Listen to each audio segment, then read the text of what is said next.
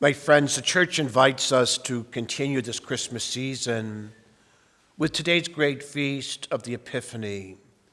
And as we do so, it is with deep gratitude on the part of all of us at the College of Our Lady of the Elms that we thank you, the viewers of the Chalice of Salvation, for welcoming us into your hearts and into your homes this day.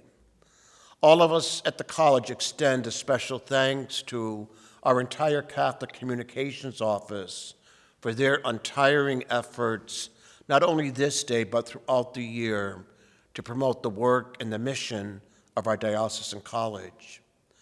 Our entire Elms community thanks you, the members of the Chalice family, for your prayers and support of the college for so many years.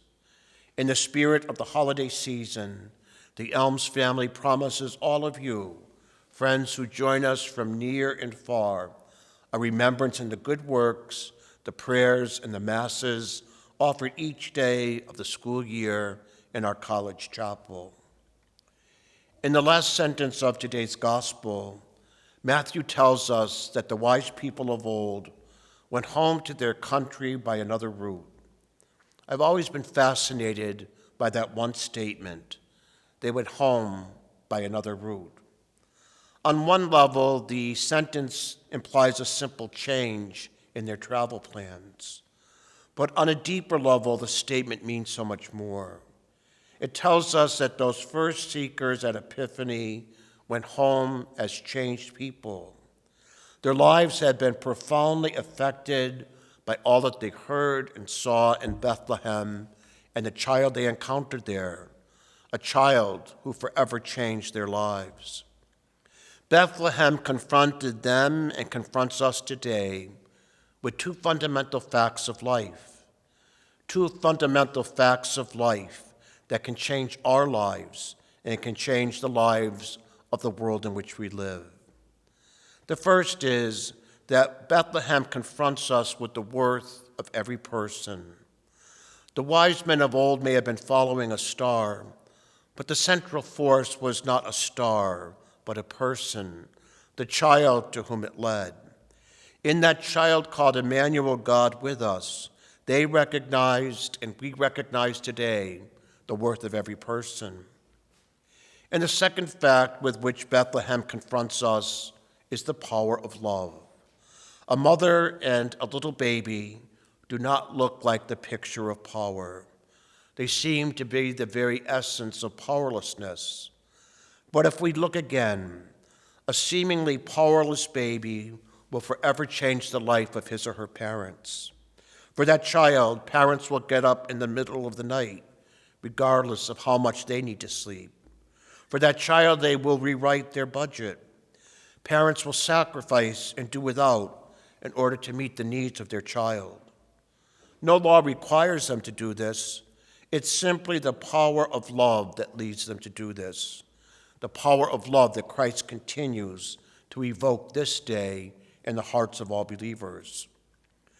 The worth of every person and the power of love became real for the people of old only because they took the risk of following a star into an unknown land. They trusted some instinct, some gnawing voice within them that told them that something of value was to be found by following the star. And most importantly, they were open to whatever that star might reveal. And because of this openness, they were forever changed. Because of this openness, they were able to see their world and their sisters and brothers with new eyes. Because of that openness, they had the courage, in the words of today's gospel, to travel home by another road. Since its founding in 1928, the Sisters of St. Joseph and the College of Our Lady of the Elms have invited all who call themselves part of the home fam to be able to affirm the worth of every person and to become witnesses to the transforming power of Christ in our world and church. Through courses in religious studies and philosophy, through seminars in Catholic social teachings, through interdisciplinary studies, through service projects and immersion trips, the members of the Elms community are led, like the seekers of that first Epiphany, to behold that same babe of Bethlehem, manifest not in a stable, but in the needs of their dear neighbor, especially the poor and the oppressed. And in this process of finding God today, members of the Elms community, like the seekers of that first Epiphany, are forever changed as they leave Elms on graduation day.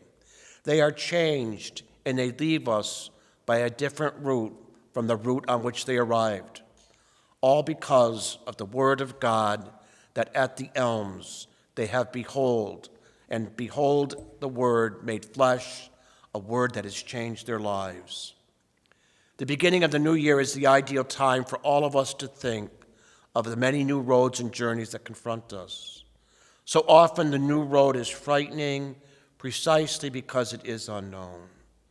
Many of you joining us from home today may be facing new and unknown journeys in the years to come. Some may be invited to travel a new road because of a change or loss of job. Some of you may be invited to travel new roads this year because of declining health and the uncertainty that that brings. Others may be invited to travel new roads because of a change or loss in a relationship, perhaps through death, a relationship with someone we deeply love.